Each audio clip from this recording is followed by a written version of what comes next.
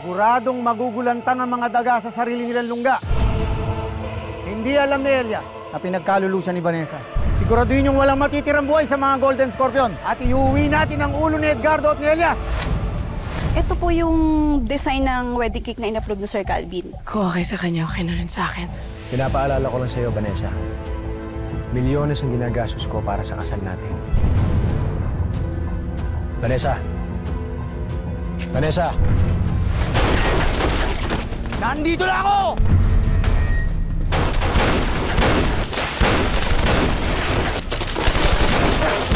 Senyor, tago na! Ako na ba narito? Ano bata? Anong ginagawa mo dyan? Bangon! Namiss niyo ba ang maiinit na eksena? Ano balita? Madulas talaga yung mag-ama na yan. At nagtawag pa ng resback. Maghahanda tayo. Sakali magsumugod yung Elias na yan. Pero kahit anong mangyari, tuloy ang kasal. Pagkatapos ito, sa akin na si Vanessa habang buhay. Pwede pa kayong manood ng Black Rider. Hintayin mo ako, Banet. Ililigtas kita.